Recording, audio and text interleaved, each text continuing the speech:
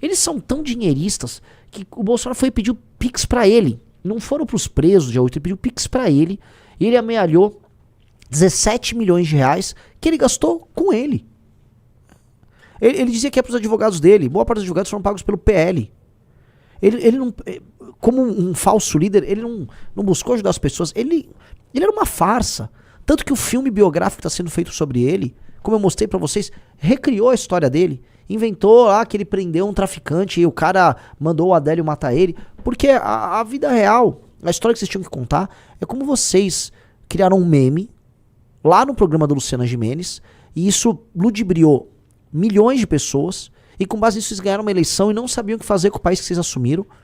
Fizeram fortuna, enganaram mais um monte de gente, viram que iam perder a eleição, enganaram de novo as pessoas, mandaram pra frente do quartel, tentaram um golpe muito mal ajambrado, terminaram presos. E ainda tentaram ganhar mais um dinheiro depois. E aí essa é a história. Não é uma história gloriosa. Só um golpe. Os mais novos, isso tá nítido, não vão abraçar isso. Os mais novos não vão. Mas muita gente, eu volto a colocar, vai morrer abraçado nessa história. E isso é muito triste. Isso é muito triste. Muito triste. Muito triste. Tá? Isso é bizarro. E aí, né, como eu já falei pra vocês, né, existe um filme que eu sempre recomendo, é do Alexandre Dumas, a história, O Homem da Máscara de Ferro. Eu acho muito bom, porque eu sempre falei isso. Eu já tinha percebido essa história quando houve o surgimento dos primeiros ex-MBL, tá? E o que acontecia? Uma pessoa que entra para o MBL, ela sabe, e quando nos conhece não só o topo, mas conhece o sistema de valores da própria militância, ele sabe que nós estamos certos e que nós somos valorosos no que nós fazemos. E aí muitas pessoas, elas querem ascender na estrutura do MBL rápido, ou querem mandar, ou têm ideias. Porque existe um grande problema na falta de humildade, que é a pessoa que não tem muito talento, mas ela tem ideias. Aí essa pessoa tem ideias. O João Bétega, que foi do MBL, ele tinha ideias. Ele falava, mas Renan, e se fizermos vídeos apoiando o Bolsonaro? Nós vamos crescer mais. Era uma ideia. Ele achava essa uma boa ideia. Ele achava que, ele teve uma epifania e que nós éramos pouco generosos e não ouvia a ideia dele. Ele nunca seria líder de nada. Tanto que ele saiu do MBL, ele não é líder de nada. Ele grava igual um replicante. Ele é uma IA de si próprio. Ele grava todo dia o mesmo vídeo.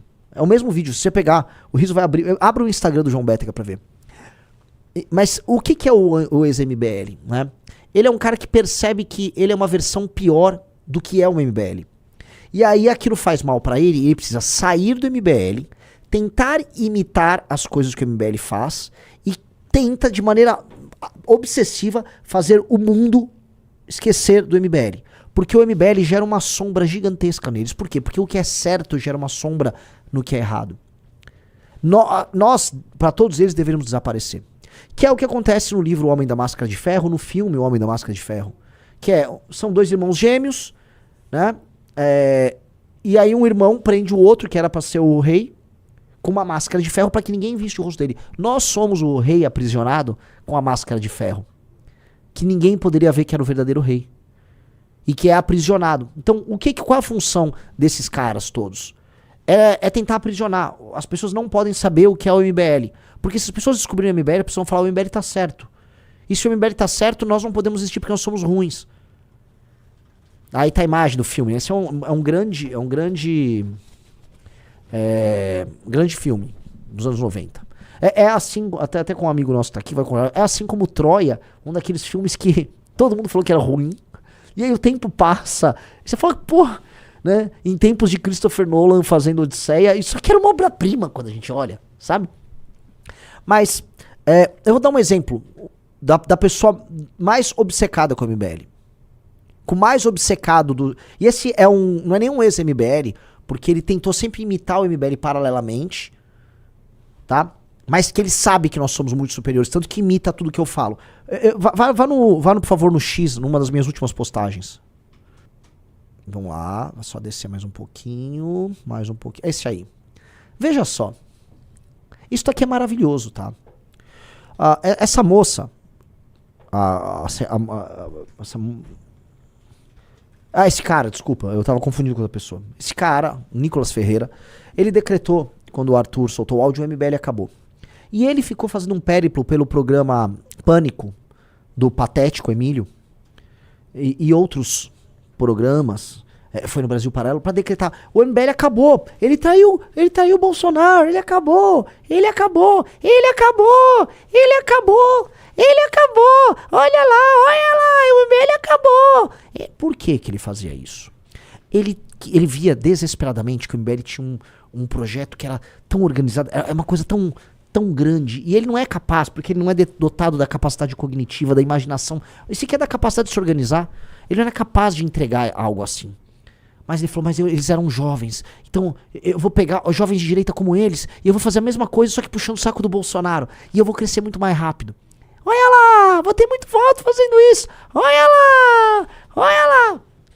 E ele é tão aficionado pelo MBL, que absolutamente todos os últimos ex-MBL ele puxa pra si. Todos! Como ele pode odiar tanto ou ignorar tanto uma organização ao qual o refúgio ele trata como prioridade? Percebam isso. Então todos esses caras precisam desesperadamente que ninguém nos ouça. E por que eu fiz todo esse preâmbulo? Põe a notícia do dia agora. Campanha de Flávio Bolsonaro diz que ele não irá a debates se Renan Santos for. Eu sei que a interpretação original de todo mundo é: o Flávio não quer que eu vá aos debates porque eu vou surrá-lo nos debates. Quem assiste as minhas sabatinas todas sabe que eu não vou lá no jornalista lacrar. O Riso tem aqui. Eu lacro pra cima dos jornalistas, mesmo quando eles são ofensivos comigo? Nunca. Eu nunca lacro. Eu nunca lacro. Eu não vou lá acabar com ninguém. Não é. E sabe por quê? Porque eu faço algo muito melhor do que isso. Quando nós falamos o que nós pensamos, as pessoas se encantam. O Flávio não apenas tem medo de eu dar umas catrucadas nele, mas veja, eu só terei direito a uma pergunta pra ele num debate, Riso. Sim. Eu tenho direito a uma pergunta pro Flávio no debate. Ele não quer que as pessoas vejam que eu exista. Ele não quer que as pessoas saibam o que eu penso. Ele não quer que as pessoas vejam nossos projetos para desfavelização, não vejam a forma de eu discursar, não vejam tudo aquilo que esteve na nossa trajetória. Ele quer que a gente fique com a máscara de ferro escondido dentro de uma cela. É isso que põe medo nele. Não é nem o medo de apanhar no debate. É um medo que as pessoas descubram que ele é uma farsa. É por isso que ele está desesperado para imitar absolutamente tudo aquilo que eu falo como proposta. Ele está desesperado. Flávio, você não deveria ter deixado a gente montar um partido político. Flávio, vocês tinham que ter nos sabotado. Flávio, você tinha que ter comprado os nossos coletores, já que você tinha o dinheiro do Vorcaro. Você devia ter feito isso. Você deveria ter mandado, sei lá, o Adriano da Nóbrega, seu amigo que era matador, me matar. Ou matar o Kim. Era isso que você deveria ter feito. Mas você é burro, Flávio. Você é inevitavelmente burro. Irremediavelmente burro. Como é que você deixou isso acontecer, Flávio? E nós montamos o partido. E não vai ter como você ignorar a gente. E não é nem você, não vai ter como o Brasil ignorar a gente. Você entende? Eu espero que vocês entendam. Eu sei que a coisa mais legal de falar sobre esse assunto é dizer que o Flávio tá com medo que eu vou acabar com ele. É só uma pergunta que eu vou poder fazer em cada um dos debates. Uma unidade de pergunta. Talvez duas, dependendo do debate. Não é isso. Ele tem medo das considerações finais, quando eu estiver de frente com a câmera, igual eu tô aqui, e que eu sou muito superior a ele. Não só ele, eu sou superior ao Lula, ao Zema, ao Caiado. Ele tem medo da abertura que eu vou fazer. Ele tá medo das propostas que eu vou apresentar. E não é porque sou eu. Eu tenho minhas qualidades. É por causa de nós, é do MBL. Eles estão há anos, eles estão desde 2019 tentando fechar o MBL. Eles tentaram fechar, eles queriam que a gente fechasse as portas. E eu já contei pra vocês, em 2000